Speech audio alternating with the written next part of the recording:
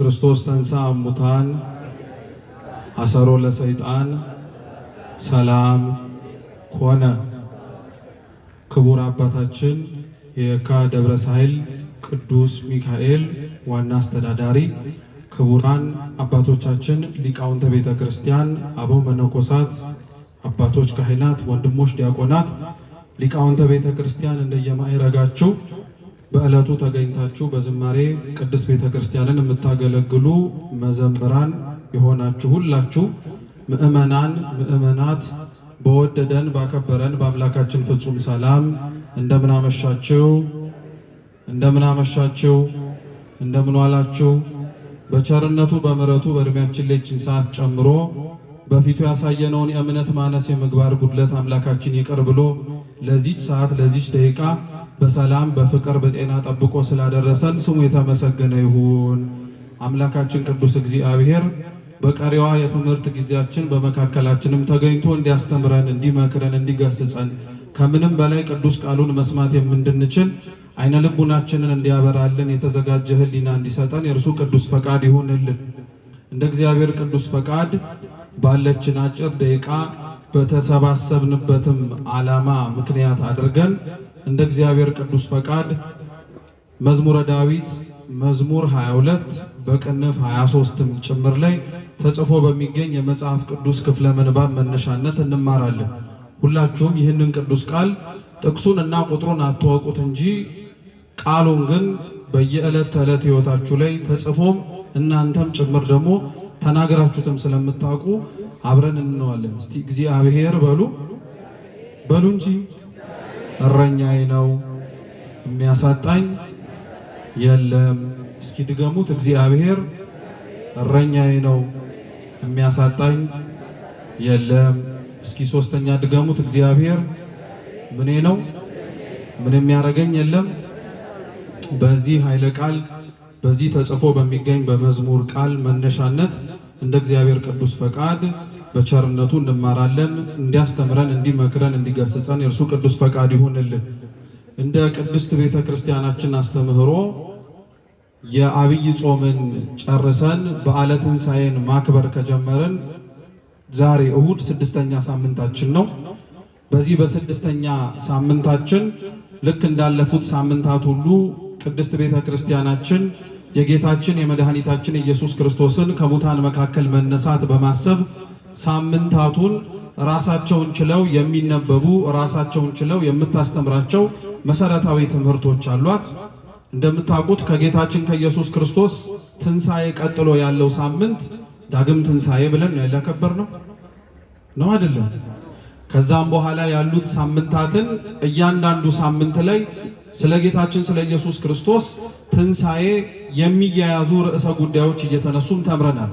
ይህ አይነቱ የቅድስት ቤተ ክርስቲያናችን ትውፊት በሀገራችን በኢትዮጵያ ብቻ ሳይሆን በመላው የኦርቶዶክስ ተዋሕዶ ቤተ ክርስቲያን አማንያን ከጌታችን ከኢየሱስ ክርስቶስ ትንሣኤ በኋላ ያሉ ሳምንታት ራሳቸውን ችለው ሳምንታቱ የተለያዩ መጽሐፍ ቅዱስ ላይ ተጽፈው የሚገኙ ታሪኮች እንደ ማስታወሻነትና እንደ ማስተማሪያነት እየተጠቀሙ ያስተምሩበታል። እንደዚሁ መንገድ ታዲያ አሁን ያለንበት 6ኛው ሳምንት ዛሬ ያለንበት ማለት ነው አምላካችንና መድኃኒታችን ልዑል እግዚአብሔር ለሊቀ ሐዋርያት ለቅዱስ ጴጥሮስ በሐዋርያው በቅዱስ ዮሐንስ ወንጌል ምዕራፍ 21 ከቁጥር 15 ጀምሮ ተጽፎ እንደምናገኘው የባላደራነትን ጠቦቶቹ፣ በጎቹ፣ ግልገሎቹ የተባሉ ለእግዚአብሔር ገንዘቡ የሆኑትን ነፍሳትን እርሱም መጠበቅ እርሱም ማሰማራት እንዲችል ኃላፊነት የተሰጠበት የመጠበቅ ቀን ነው። የምን ቀን አልኳችሁ? መልሱ እንጂ የመጠበቅ ቀን ነው። ቅዱስ ጴጥሮስ በዛሬዋ ዕለት ላይ አምላካችን መድኃኒታችን ኢየሱስ ክርስቶስ በጥብርያዶስ ባህር ዳርቻ ሌሊቱን ሙሉ አሳ ለማጥመድ ሲሰቃዩና አሳ ለማጥመድም ጭምር ሲሞክሩ ለነበሩት ለተማሪዎቹ ማጥመድ ያልቻሉትን አሳ ተገልጦ መረባችሁን በስተቀኝ በኩል ጣሉ ብሎ አሰብስቧቸው ተመልሰው ወደ ተነሱበት ወደ ወደቡ ከተመለሱ በኋላ ምግብ የተዘጋጀውን ቀምሰው ከጨረሱ በኋላ አምላካችንና መድኃኒታችን ኢየሱስ ክርስቶስ ሁላችሁም የምታውቁትን ለቅዱስ ጴጥሮስ ጥያቄ ጠየቀው። የዮና ልጅ ስምዖን ሆይ ከነዚህ ይልቅ ትወደኛለህን? አለው። ቅዱስ ጴጥሮስ በተደጋጋሚ ያለምንም መጠራጠር አምላኩ መድኃኔ ዓለም ኢየሱስ ክርስቶስን እንደሚወደው ደጋግሞ ተናገረ። ነገር ግን ጌታችን ኢየሱስ ክርስቶስ በእያንዳንዱ የቅዱስ ጴጥሮስን እወድሃለሁ ትወደኛለህ በሚሉት ጥያቄዎች ሁሉ ሊያስተላልፍለትና ሊያስተምረው የፈለገው ቁም ነገር ነበር። ልብ ብላችሁ ስሙ። የመጀመሪያ ቅዱስ ጴጥሮስን አምላካችን ኢየሱስ ክርስቶስ ትወደኛለህ ብሎ ሲጠይቀው አባቶቻችን የመጽሐፍት መተርጉማን ሲያስተምሩ ፍቅሩን በንጽጽር እንዲያስቀምጥለት ስለፈለገ ቅዱስ ጴጥሮስን ክርስቶስ ትወደኛለህ ብሎ የጠየቀው አንደኛ አንተ ራስህ ዙሪያ ላይ ካለው ነገር በሙሉ አብልጠህ ትወደኛለህ አለ። እግዚአብሔርን ክርስቲያኖች የሚወዱት እና መውደድም ጭምር ያለባቸው በነገራችን ላይ ዙሪያቸው ላይ አለኝ ብለው ከሚያፈቅሩትና ከሚወዱት ነገር ሁሉ በላይ ነው። ከምንም ነገር ጋር እግዚአብሔር ፍቅሩ ሊነጻጸርም ሊወዳደርም ስለማይችል እኔና እናንተ እግዚአብሔርን ያለምንም ንጽጽር መውደድ አለብን ሲባል ለምን እንደሆነ ታውቃላችሁ? እግዚአብሔርም ያለምንም ንጽጽር እያንዳንዳችንን ስለሚወደን ነው። እንዲሁም የእርሱ ፍቅር ምእመናን በጣም ሊደንቃችሁ ያስፈልጋል። አንዳችሁን በሚወድበት ልክ ሌላችሁን እንደማይወድ ታውቃላችሁ? አንዳችሁን በሚወድበት ልክ ሌላችሁን አይወድም። ያ ማለት ምን ማለት መሰላችሁ? እያንዳንዱ ነፍስ ለአምላካችን ለልዑል እግዚአብሔር የፍቅሩ መጀመሪያም የፍቅሩ መጨረሻም። እያንዳንዱን ነፍስ የሚወደው እግዚአብሔር በዓለም ላይ ያለ ብቸኛ ነፍስ እሱ እስከሆነ እስኪመስል ድረስ ነው። ስለዚህ እግዚአብሔር ፍጥረታቱን የሰው ልጆችን እንደዛ ስለሚወዳቸው ልጆች የሆኑት ራሱ እሱንም እንደዛ እንዲወዱ ትፈልጋሉ። ጴጥሮስን ትወደኛለህ ሲለው ከሁሉም ነገሮች አብልጣ ታየኛለህ ወይ ሲለው እግዚአብሔር ያንን ሕይወት ለሁላችን ይስጠን። ደገመና አሁንም ትወደኛለህ ብሎ ሲጠይቀው ቅዱስ ጴጥሮስን እየጠየቀው ያለው ምን እያለው መሰላችሁ? ሌሎች ደቀ መዛሙርት ሌሎች አብረው ያሉት ወንድሞች ከሚወዱኝ በላይ ትወደኛለህን አለው። በስንቱ ፍቅር በነገራችን ላይ እግዚአብሔር በምእመናን ላይ በሚያሳድረው ብቻ ሳይሆን ምእመናን እግዚአብሔርን በሚወዱበት መንገድ ብዙ ሰው ይቀናል። ቤተክርስቲያን ሄዳችሁ ሰዎች እንባቸውን ሲያፈሱ ስለ እግዚአብሔር ፍቅር ለመናገር ቃላት አጥሯቸው ሲቃ ሲተናነቃቸው ስታዩ አንዳንዶቻችን እንባችን ደርቆ አንደበታችንም ጭምር ስለ እግዚአብሔር ለመናገር ተከፍቶ ስናይ ሌሎች የሚሰማቸውን የጠለቀ ፍቅር እኛ ግን ሳናስተውለው ስንመለከት ምን አለ እግዚአብሔር እንደዚህ በእንባ ስለሱ በሚናገሩት ደማቸውን እንዳፈሰሱለት ቃላት አጥሯቸው ዝምታንም ጭምር እንደመረጡ አይነት ሰዎች መውደድ ብችል ማፈቀር ብችል ብለን እንጠይቃለን። ጌታችን መድኃኒታችን ኢየሱስ ክርስቶስ ቅዱስ ጴጥሮስን የጠየቀው እንደዛ ነው። ሌሎቹ በምን ያክል መጠንና በምን ያክል ሁኔታ እንደሚወዱት ያውቃል። አብዛኞቹ ሐዋርያት አባቶቻችን እግዚአብሔርን መውደዳቸውን ያሳዩት ያላቸውን ነገር በሙሉ ጥለው በመምጣታቸው ሁሉም ያለውን ጥሎ ነበር የተከተሉ። ራሱ ቅዱስ ጴጥሮስን ጀምሮ በትንሹ ካለችው መርከቡ በትንሹ ካለችው መረቡ ጀምሮ እነ ናትናኤል ዕውቀታቸውን ተከትለው አልሄዱም ነበር፣ ጥለው ነበር የተከተሉት። እነ ቅዱስ ማቴዎስ ክርስቶስን ሲከተሉት ራሳቸውን መተው ብቻ አይደለም ሀብት ንብረታቸውንም ጭምር ረስተው ነው የተከተሉት። ክርስቲያኖች ለራሳችሁ ሁሌ መጠየቅ አለባችሁ። እግዚአብሔርን ስትከተሉት ምን ትታችሁለት እንደመጣችሁ ራሳችሁን መጠየቅ አለባችሁ። ለነገሩ ቅዱስ ዮሐንስ አፈወርቅ ምን ይላል? በዚህ ዘመን ያለን ሰዎች እግዚአብሔር ለኛ የተወውን እናውቅ ይሆናል እንጂ እኛ ለእግዚአብሔር የተወነውን ነገር ግን ትዝ አይለንም ይላል። ይቀጥልና ራሱ ቅዱስ ዮሐንስ አፈወርቅ ምን ይላል? ለእግዚአብሔር የተዋችሁለትን ነገር እስኪ አስታውሱ ብሎ ይጠይቃል። የኛን ሕይወት የአብዛኞቻችንን ግን ስትመለከቱት ክርስቲያኖች ምናልባት እግዚአብሔርን ስለ ብዙ ነገር ትተነው ሊሆን ይችላል እንጂ ለእግዚአብሔር ብለን የተውናቸው ነገሮች በጣም ብዙ ትዝ አይሉን። ካሉንም ራሱ አርፈን አንቀመጥም፣ እንመጻደቅባቸዋለን። ስለዚህ እያንዳንዱ ሁሉም ሰው ትቶ የመጣው ነገር ነበረ። ቅዱስ ጴጥሮስን ጠየቀው ትወደኛለህ ሲለው እነዚህ ሁሉን ጥለው ተከትለውኛል፣ ይወዱኛል፣ ከነሱ በላይ ትወደኛለህን አለ። ቅዱስ ጴጥሮስ በተደጋጋሚ አወድሃለሁ የሚለውን መልስ ከሰጠው በኋላ በመጨረሻ ግን ጥያቄው ሲደጋገምበት እንደምወድህ ማን ታውቃለህ አለው። አንተ ታውቃለህ አለው። አላዋቂነቱን እንዲያውቀው ነው ቅዱስ ጴጥሮስ ይላል ቅዱስ ጎርጎርዮስ። አላዋቂነቱን እንዲያውቀው ከእውቀት ከፍሎ እንደሚያውቅ የሰዎችን የፍቅራቸውን ልክና ጠረፍ ጥግ ሊያውቅ የሚችለው እግዚአብሔርን የሚወዱትን የልባቸውን ጥልቀትና ስፋት ማወቅ የሚችለው የምእመናንን ማን ብቻ ነው?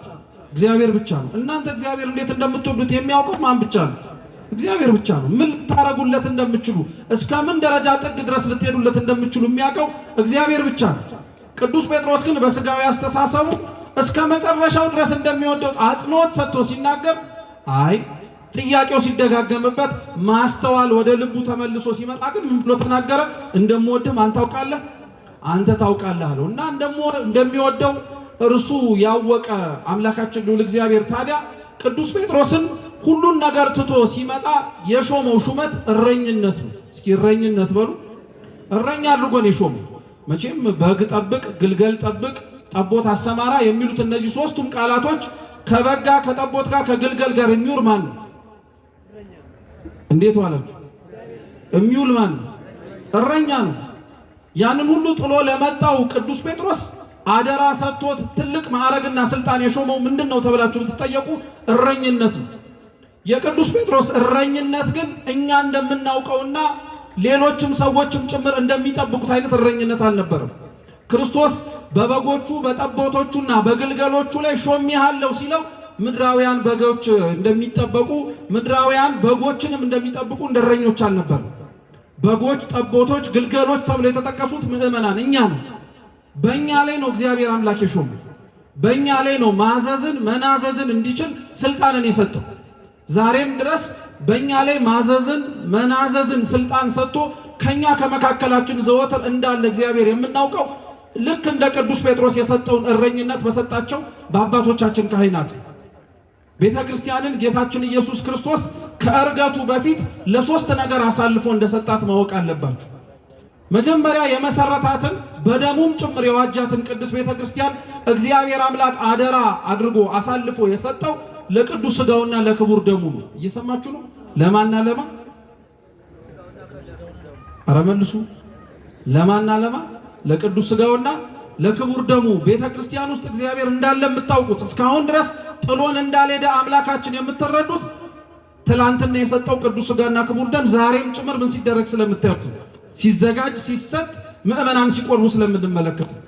ሁለተኛው እግዚአብሔር አምላክ ለቅዱስ ቤተ ክርስቲያን ትቶላት የሄደው እግዚአብሔርም ጭምር ከኛ ጋር እንዳለ እንድናውቅ ጠባቂያችን እንዳልተለየን የምናውቀው በመንፈስ ቅዱስ ነው። በማን አልኳችሁ?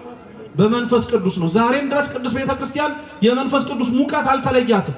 ዛሬም ድረስ ካህናት ይወጡባታል። ዛሬም ድረስ ዲያቆናት ይሾሙባታል። ዛሬም ድረስ ሊቃነ ጳጳሳት ይፈሩባታል። እንደ ቀላል አትመልከቱት ክርስቲያኖች። ይሄ እያንዳንዱ የሚደረገው በቤተ ክርስቲያን የሚፈጸሙ ምስጢራት በመንፈስ ቅዱስ የሚፈጸሙ እንደመሆናቸው እግዚአብሔር ትቶን እንዳልሄደ ምስክሮች ናቸው እነዚህ። ሶስተኛው እግዚአብሔር አምላክ ትቶልን የሄደውና እሱም እየጠበቀን እኛም በሱ እየተጠበቀን እንደሆነ እንድናውቅ የሚያስችለን ደግሞ ቅዱስ ቃሉ ነው። እስኪ ቅዱስ ቃሉ በሉ። ቅዱስ ቃሉ ነው። ይሄንን ታዲያ ቅዱስ ቃሉን እግዚአብሔር ከኛ ጋር እንደሆነም ጭምር ምስክር እንዲሆነን እኛ ለትምህርታችን መነሻ አድርገን ያነሳውላችሁ የመዝሙረ ዳዊት ላይ ያለውን ጥቅስ ነው። እግዚአብሔር ምኔ ነው የሚል ምኔ ነው? እረኛዬ ነው የሚል። ይሄንን ቃል የተናገረው ልበ አምላክ ቅዱስ ዳዊት ነው። ቅዱስ ዳዊት ምናልባት እግዚአብሔር እረኛዬ ነው ብሎ በተናገረበት ቅጽበት ላይ እንደዛ ብሎ ለመናገር የቻለበት የትሕትናውንና ራሱን ዝቅ ያደረገበትን መንገድ ማወቅ ያስፈልጋል። ቅዱስ ዳዊት ይሄንንና ሌሎችንም መዝሙራትን በሚዘምርበት ጊዜ ላይ አንዳንዶቹን መዝሙራት የዘመረው ገና በእረኝነቱ ወራት እሱ ራሱ ከብቶችን እየጠበቀ በነበረበት ጊዜ ማለት ነው። አንዳንዶቹን መዝሙራት ደግሞ ቅዱስ ዳዊት የዘመራቸው በንግስና ላይ ሆኖ ቅዱስ ዳዊትን ከነበረበት ከትንሽነቱ አንስቶ ትልቅ ቦታ ላይ ያደረሰውን እግዚአብሔር ከቦታ ቦታ ሲለዋወጥ የእግዚአብሔር እረኛነት አልተለወጠበትም። አንዳንድ ሰው እግዚአብሔር አምላክ ከነበረበት ቦታ ላይ አንስቶ የለመነውና የፈቀደበት ቦታ ላይ ሲያወጣው ትላንትና እግዚአብሔርን የሚጠራበትን አጠራር ይለውጠዋል። ትላንትና እግዚአብሔርን የሚመላለስበትን መንገድ ይቀይረዋል። ትላንትና ከውድቀቱ አንስቶት ከፍ ያለ ወንበር ላይ ያስቀመጠውን እግዚአብሔርን እሱ ከፍ ያለ ወንበር ላይ ሲቀመጥ እረኛዬ ማለት ያፍርበታል። ቅዱስ ዳዊት ትላንትና በጎችን በመጠበቅ ያለማመደው እግዚአብሔር ዛሬ ለሕዝብ እስራኤል በሙሉ ሹም አድርጎ ንጉሥ ሲያደርገው የምጠብቃችሁ እኔ ሳልሆን የእኔንም የሚጠብቀኝ እረኛዬ ማን ነው አላቸው? እግዚአብሔር ነው አላቸው። እረኛዬ እግዚአብሔር ነው። እግዚአብሔር ለሁላችንም ጭምር እረኛ ስለሆነ እግዚአብሔር እረኛዬ ነው አለ። የእግዚአብሔር እረኝነት ከሁሉም የተለየ እረኝነት። ለቅዱስ ጴጥሮስ እረኛ እንዲሆን ሲነግረው ራሱ ክርስቶስ መጀመሪያ እረኛ ሆኖ ነው። የሐዋርያው የቅዱስ ዮሐንስ ወንጌል ምዕራፍ 10 ላይ አምላካችን ልዑል እግዚአብሔር በገዛ አንደበቱ ሲናገር ሰምተነዋል። መልካም እረኛ እኔ ነኝ ብሎ ደግሞ እንደዛ ብሎ እኮ አላቆመም። የሚገርማችሁ መልካም እረኛ እኔ ነኝ ያለው ጌታችን ኢየሱስ ክርስቶስ እረኛው ደግሞ እንደ መልካምነቱ ነፍሱን ለበጎቹ አሳልፎ እንደሚሰጥም ተናግሯል። የትኛውም የምላችሁ ሀገራችን ውስጥ ያለ እረኛ ሺህ ዓመት በጎቹን ሊወድ ይችላል እንጂ ስለ በጎቹ ብሎ ግን ራሱን አሳልፎ አይሰጥም። ሺህ ዓመት በጎቹ በቀበሮ ሲበሉ ድንጋይ አንስቶ ወይ ዱላ ይዞ አለበለዚያም ሮጦ ለማስመለጥ ይሞክራል እንጂ ከተኩላና ከነጣቂዎች አፍ በጎቹን አውጥቶ እንካኔን ብላኝ ብሎ የሚበለረኛ አናውቅም ከክርስቶስ ውጭ። እግዚአብሔር ጠባቂነቱ ከሚመጣብን መከራና ችግር ከመጠበቅ ባለፈ እኛ የምንገባበት መከራ ውስጥ እሱ መግባትን ራሱ ይመርጣል እኛ እንድንወጣ። እኛ የተፈረደብንን ፍርድ አልነበር እንዴ መጀመሪያውኑ እሱ ራሱ ተሸክሞት የተፈረደበት? እኛ የመጣብንን ሞት አይደለ እሱ ራሱ ተቀብሎ የሞተልን? እኛ ያጣነውን ህይወት አይደለ የእሱን ህይወት መልሶ ሰጥቶ ያሳየን? እንደ እግዚአብሔር እረኛማ ማንም ሊኖርም አይችልም። የእሱን እረኛነት ግን በእሱ እግር ስር የተተኩትም ጭምር እንዲከተሉት ይፈልጋል። እየሰማችሁ ነው ክርስቲያኖች? ቅዱስ ጴጥሮስን የሾመው በበጎቹም ላይ ጭምር ስልጣን የሰጠው እግዚአብሔር እስካሁንም ድረስ እንደሚሰጥ ታውቃላችሁ።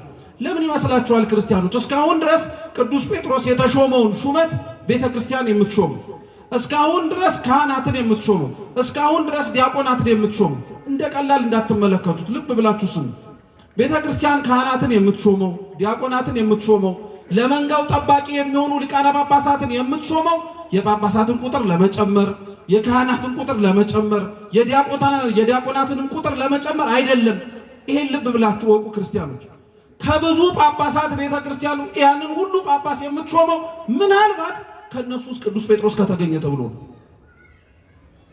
ከነዛ ሁሉ ካህናት እግዚአብሔር አምላክ ካህናትን የሚሾመው ምናልባት ከነሱ መካከል ንጹህ የሆነ ካህን ከተገኘ ተብሎ ነው። ልክ እንደ ቅዱስ ጴጥሮስ ከነዚህ ሁሉ ከተሾሙት ከሚሾሙትም ዲያቆናት እስካሁን ድረስ ቤተክርስቲያን ሹመቷን የማታቆመው ምናልባት ለቤተክርስቲያን ብሎ ድንጋይ የሚወረወርበት እስጢፋኖስ ይገኛል ብሎ ቤተክርስቲያን በቁጥር መብዛት ውስጥ፣ ቤተክርስቲያን በሹመት ብዛት ውስጥ፣ ቤተክርስቲያን በኃላፊነት ብዛት ውስጥ ተልእኳን አትረሳም። ክርስቲያኖች የእግዚአብሔር እረኛነትን የሚመስሉ እረኞችን እስከምታገኝ ድረስ ቤተክርስቲያን ሹመቷን አታቆምም። አንዳንድ ሰው እንደዚህ ብሎ ስለሚጠይቅ ነው። አይበቃንም ወይ ጳጳሳት? አይበቃንም ወይ ካህናት? አይበቃንም ወይ ዲያቆናት? ኧረ አይበቃንም። ጴጥሮስን እስከምናገኝ እንሾማለን። ገና እስጢፋኖስን መልሰን እስከምናየው መልሰን እንሾማለን። እንዲህ አይነቶቹ ናቸው ለቤተ ክርስቲያን እውነተኛ እረኛ ተደርገው ተሹመው በጊዜውም ጭምር ሆነው ለቤተ ክርስቲያን ይኖሩላት።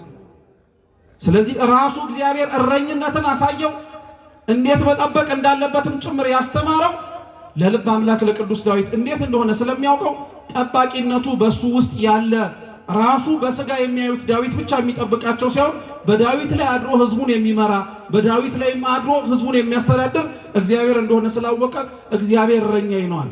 በጣም የሚገርማቸው የእግዚአብሔር እረኛነትን ቅዱስ ዳዊት ሲናገር ግን ቀጥሎ የተናገረው ነገር ነው። እስኪ የሚያሳጣኝ በሉ አይዟችሁ፣ የሚያሳጣኝ የለም። እስኪ ጥያቄ ልጠይቃችሁ፣ እረኛ ለበጎቹ የሚያሳጣቸው ነገር አለ የለም? አራስተውላችሁ መልሱ። እረኛ እኮ ያልኳችሁ መሬት ላይ የምታውቁት ከብት የሚያግደው እረኛ ለበጎቹ ምንም ነገር አይከለክላቸው፣ ምንም ነገር አያሳጣቸው፣ እንደፈለጉን የሚያኖራቸው አያረገውም፣ ማረግም አይችልም። ቁም ነገሩ ግን እግዚአብሔር በእረኛነቱ የሚያሳጣኝ የለም የሚለው አባቶቻችን ሲያስተምሩ ምን ብለው እንደተረጎሙት ልብ ብላችሁ ስሙ። እግዚአብሔር እንደረኛነቱ ጠባቂ ነው፣ በጠባቆቱ ውስጥ ግን የሚያሳጣችሁ ነገር የለም የሚለው እንድታውቁት ነው። እግዚአብሔር የሚጠብቀን ክርስቲያኖች ከኃጢአት ነው፣ ከነውር ነው። ለሱ ጠባቆት እንዳንመች ሊያደርገን ከሚችለው ነገር በሙሉ ይከልለናል። ያንን ነገር በማድረጉ ግን አብዛኛው ሰው በሚባል ደረጃ የሚያጣውና የሚጎልበት ነገር እንዳለ ያስተውል። አብዛኞቻችን ክርስቲያኖች ለምን ለእግዚአብሔር ትእዛዝ መታዘዝ የሚከብደን ይመስላችኋል? ስለማናቃቸው ይመስላችኋል? መቼም በዚህ እድሜያችን እስካሁን ባለንበት 10ቱን ትእዛዛት፣ 6ቱን ቃላተ ወንጌል፣ 6ቱን ሕግጋተ ወንጌል ሌላው ቢጠፋብን እንኳን ምን ክፉ ምን ደግ እንደሆነ እናውቃለን አናውቅም? እያወቅን ግን ያንን የመረጠውንና መደረግ ያለበትን ደግ ነገር ማድረግ የሚከብደን ለምን እንደሆነ ታውቃላችሁ? ለእግዚአብሔር ስንታዘዝ የሚጎልብን ነገር ያለ ስለሚመስልን። አብዛኛው ሰው እኮ ክርስቲያን ሆኖ የተሾመ አብዛኛው ሰው እኮ ክርስቲያን ሆኖ ተጠምቆ ራሱ በእግዚአብሔር ጠባቆት ውስጥና እግዚአብሔር ወደ በደል እንዳይገባ በሚያደርገው በማንኛውም አይነት ነገር ውስጥ ያጣውና የጎደለው ነገር ያለ ይመስል ያጉረመርማል። እግዚአብሔር ክርስቲያኖች ሲጠብቃችሁ ምንም ነገር አያሳጣችሁ። ዛሬ እንዳትከለክሉት ያደረጋችሁ ኃጢአት፣ ዛሬ እንዳትሰሩት ወደ ኋላ የመለሳችሁ ምንም አይነት ነገር ነገ ላይ ለሚያመጣባችሁና ነገ ላይ ለሚሆንባችሁ ከኃጢአት በሚመጣ ጉስቁልና ሊሰውራችሁ ሩቅ አትሂዱ። ዳዊትን ተመልከቱት። ቅዱስ ዳዊት ምንም እንኳን መጽሐፍ እንደ ልቤ ብሎ ራሱ እግዚአብሔር ቢጠራው ልበ አምላክ ቅዱስ ዳዊት እንደ ልቤ የማያሰኝ በጣም ብዙ ስራ ሰርቷል። ሰው ገሏል፣ የሰው ሚስት ቀምቷል፣ እግዚአብሔር አምላክን አሳዝኖታል በደንብ አድርጎ። እንደዛ ያደረገው ቅዱስ ዳዊት እንደዛ የተመላለሰው የኃጢአትን ሕይወትም ጭምር የቀመሰው ቅዱስ ዳዊት እግዚአብሔርን ግን ያሳዘነው ኃጢአት በመስራቱ አልነበረም። ኃጢአት ሰርቶ ኃጢአቱን በመርሳቱ። እየሰማችሁ ነው? አብዛኞቻችን እግዚአብሔር የሚያዝንብን በደለኛ በመሆናችን አይደለም፣ በደለኛነታችን ግን በመርሳታችን ነው። በደለኛነታችንን መርሳታችንን ኃጢአታችንን መዘንጋታችንን እግዚአብሔር አይወደውም። ክርስቲያኖች በደንብ አድርገን ንስሐ እንድንገባበት፣ በደንብ አድርገን እንድንናዘዝበት፣ በደንብ አድርገን ከሱ ጋር እንድንታረቅበት ይፈልጋል። ዳዊት ኃጢአት ሰርቶ ኃጢአቱን ረሳው። ነቢዩ ናታንን አመጣውና የራሱን ኃጢአት እንዴት አድርጎ ማስታወስ እንዳለበት ነገሩ። ከጎረቤት ያለ አንድ ሰው ታላቅ የሆነ ሰው መጥቶበት ድግስ ለመደገስ ፈለገ። ብዙ ከብቶች ነበሩታል። እየሰማችሁ ነው? ብዙ ከብቶች ነበሩታል። ከሱ ካሉት ከብዙ ከብቶቹ መካከል ግን ጎረቤቱ ላይ ያለች አንዲት ከብት አየና እሷን ፈለጋታል። እሷን አመጣት፣ አረዳት። ከዛ በኋላ ለእንግዳው አቀረበለት። እንዲህ አይነቱ ሰው በሀገር ቢኖር ምን ፍርድ ትፈርዳለህ አሉት። ዳዊት በጣም ተናደደ። እንዴት ብዙ እያለው ምንም ነገር ከሌለውና ጥቂት ካለው አንድ ነገር ካለው ነጥቆ ይወስዳል አለ። ዳዊት እየፈረደ የነበረው ራሱ ላይ ምንም ያላጣ ንጉሥ ነበረ። ነፍሱን አጥፍቶ ሚስቱን የወሰደበትን ያንን ሰው ግን እንዲያስታውሰው በምሳሌ ነገሩ። ዳዊት ይሄንን አውቆ በራሱም ላይ ፈርዶ ከዛ በኋላ ወደ እግዚአብሔር ተመለሰ። ክርስቲያኖች ልብ ብላችሁ ስሙ። እግዚአብሔር የፍርድ ዙፋን ፊት ቆማችሁ ሳይፈርድባችሁ ራሳችሁ ላይ ፍረዱ። እግዚአብሔር በፍርዱ ዙፋን ፊት ቆማችሁ ሳይፈርድባችሁ ራሳችሁ ላይ በደለኛ ነኝ ብላችሁ ፍረዱ። ራስ ላይ መፍረድን ቤተክርስቲያኒቷ ራሱ ትፈቅዳለች። ራስ ላይ ጥፋተኛ ነኝ ብሎ መናገርን ቤተክርስቲያን ትፈቅዳለች። ይሄንን ሁሉ ቅዱስ ዳዊት ካደረገ በኋላ የሚገርማችሁ ለኔና ለእናንተ የቆጠርናቸው ሁለት ኃጢአቶች ዳዊት ላይ ግን ያመጡበት በጣም ብዙ መዘዝ። የወለደው ልጅ ሞቶበታል። የገዛ ልጁ ተነስቶ አምጾበታል። ብዙም ሳይቆይ በልጁና ከልጅ ልጁ በኋላ ያሉት በሮብዓም ዘመን መንግስቱ ተከፍሎበታል። አንዲት ጥፋት እኮ ነው ያጠፋው፣ ሁለት ጥፋት ነው ያጠፋው። ያጠፋው ጥፋት ግን በእጥፍ ሆኖ ነው የተመለሰልን። ዛሬ የምንሰራቸው ኃጢአቶች ነገና ከነገ ወዲያ ላይ በእጥፍ ሆነው የእግዚአብሔርን መንግስትና እረኛነት እንደሚያሳጣን አብዛኞቻችን አናውቅ። እግዚአብሔር እንደ እረኛነቱ በጎቹን ይንከባከባል ማለት ክርስቲያኖች አደራችሁን በመሐሪነቱ ውስጥ ያለ ፈታሂነትና ቀጭነት አምላክም እንዳለው አትርሱ። ስለዚህ እግዚአብሔር እረኛዬ ነው ያለው ቅዱስ ዳዊት በጠባቆቱ ውስጥ ኃጢአት እንዳልሰራ በሚከለክለኝ ውስጥ ምንም ነገር አያሳጣኝም አለ። ቀጠለና ደግሞ ምን አለ? ነፍሴን መለሳት አለ። እስኪ ነፍሴን በሉ እንጂ ምን አረጋት? ዳዊት ይሄን መዝሙር እኮ ሲዘምር ነፍስና ስጋው አብረውት ሆነው እኮ ነፍሴን መለሳት ማለት ምን ማለት መሰላችሁ? ማስተዋል እንድችል አደረገኝ ማለት ነው። ከምን እንደራኩኝ ከእግዚአብሔር ጠባቆት ርቄ የደረሰብኝን ነገር በሙሉ በማየት ውስጥ ወደ ኋላ ተመልሼ በደንብ አድርጌ ማስተዋል እንድችል ነፍሴን መለሳት አለ። ይሄን ብቻ አይደለም፣ እንደ ጠባቂነቱ ደግሞ እረኛው የሚያሳጣቸው ነገር ለበጎቹ እንደሌለ የተናገረው ቅዱስ ዳዊት እዚሁ መዝሙሩ ላይ ደግሞ ምን አለ? በለመለመ መስክ ያሰማራኛል፣ በረፍቱ ውኃ ዘንድም ምን ያደርገኛል። አይገርማችሁ? ለበግ በጣም የሚያሳስበው ነገር ምግብና መጠጥ ነው። ሌላ ምንም ነገር ያሳስበው የሚያድርበት ምን የሚልበት ከተመቸው ሆዱ ከጠገበ ምንም ችግር የለበት። አሁን እናንተ በጣም የሚያሳስበን ነገር ምንድን ነው? አይዟችሁ አትፍሩ፣ እኔ ልመልስላችሁ። እህል የምትሰሩት ስለምንድን ነው? ለመብላት አይደለም እንዴ? ለመመጾት ነው ብላችሁ እንደው አደራችሁን ከሆነ ጥሩ። ግን አብዛኛው ሰው የሚሰራው ሆዱን ምን ለማድረግ ነው? ለመብላት ነው። እንደ በግነታችን እግዚአብሔር አምላክ አመላችንን ስለሚያውቀው በለመለመ መስክና በእረፍት ውኃ ዘንድም የምንበላውን የምንጠጣውን ይሰጠናል። በጣም ነው የሚገርማችሁ። እግዚአብሔር መጋቢነቱ ራሱ እንዴት እንደሆነ ተመልከቱት። የቅዱስ ማቴዎስ ወንጌል ምዕራፍ 5 ላይ አምላካችን የተራራውን ስብከት ሲያስተምር በጣም ብዙ ሰዎች ይሰሙት ነበር እና እነዛ ብዙ በተራራ ላይ ሆኖ ያስተምራቸው የነበሩትን ነፍሳት በተራራ ላይ ሆኖ ይመክራቸው የነበሩትን እስራኤላውያን በሙሉ ከአንድም ሁለት ጊዜ ከትምህርቱ ጣፋጭነት የተነሳ እዛው ገበያ እስከሚፈታበት ምሽት ሰዓት ድረስ ተቀምጦ ይማሩ ነበር እና ጌታችን ኢየሱስ ክርስቶስ እንጀራና ዓሣ እያበረከተ አብልቷቸው አጠጥቷቸው ነበር እና መጽሐፍ ትርጓሜያችን ምን ይላል መሰላችሁ? እንጀራውንም ሲያበላቸው እንጀራውን ከማብላቱ በፊት ቄጠማ የተጎዘጎዘበት መልካም የሆነ ቦታ ላይ እንዲሰፍሩ አደረጋቸው። ለምን እንደሆነ ታውቃላችሁ? መብላቱንስ ብልቶናል፣ ነገር ግን ያው እየቆረቆረን ነው የዋጥ ነው ብለው እንዳያሙት ማለት ነው። እሱ ብቻ አይደለም፣ ሲያጠጣቸውም ራሱ ያበላቸው አምላካቸው ከወንዝ ዳር እንዲቀመጡ ነው ያደረጋቸው። መብላቱን በልተናል፣ ነገር ግን ደግሞ የበላነውን በምን እናውርደው ታነቅን ብለው እንዳያጉረመሩ እግዚአብሔር ሲያበላ ሲያጠጣህም ጭምር ምቾትህን እንዲሰማህ አድርጎ። አሁን በጣም የሚገርማችሁ ግን እንደዚህ የሚጨነቅላችሁን እግዚአብሔር እናንተ ትጨነቁለታላችሁ ወይ ነው ጥያቄ። እንደዚህ የሚያስብላችሁን እግዚአብሔር እናንተስ ታስቡለታላችሁ ወይ? እግዚአብሔር ለዛ ነው ክርስቲያኖች አሁን እንደነዚህ አይነት መርሃ ግብራት ተዘጋጅተው ኑ ተሰብስበን እግዚአብሔርን እናመስግን፣ ኑ በአባቶቻችን ጸሎት እንባረክ፣ ኑ በምህላ እግዚአብሔር አምላክን እንጥራው ሲባል እግዚአብሔር ምን እያደረገ እንደሆነ እየገባችሁ ነው። እረኛ ሆኖ እየጠበቃችሁ እኮ ነው። በዚህ ሰዓት ላይ ምን ልናደርግ እንደምንችል፣ በዚህ ወቅት ላይ ምን ሰርተን እግዚአብሔርን ልናሳዝነው እንደምንችል አናውቅም።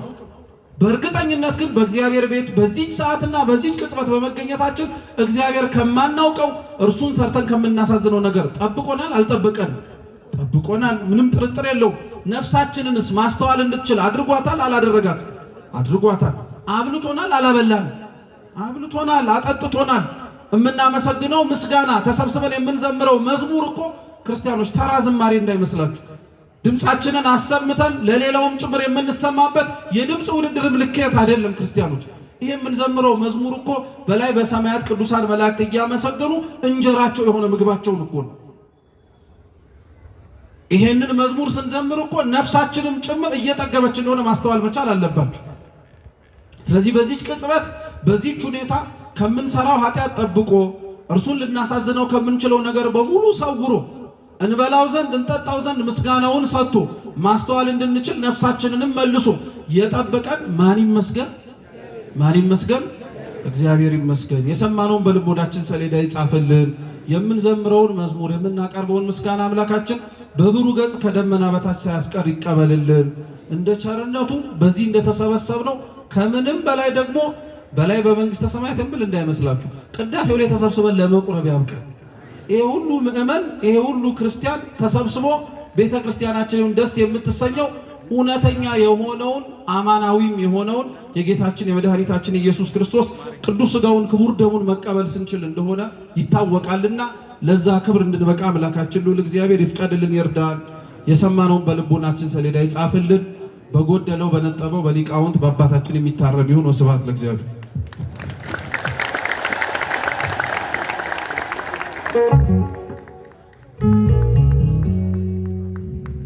አመስግኑልን እልል በሉና ሁላችሁ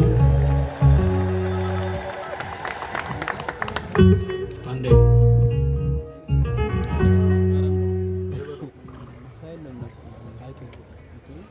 ለክቡር መምህራችን መምህር ዘላለም ታዬ ላስተማሩን መምህራችን ቃለ ሕይወትን ያሰማልን።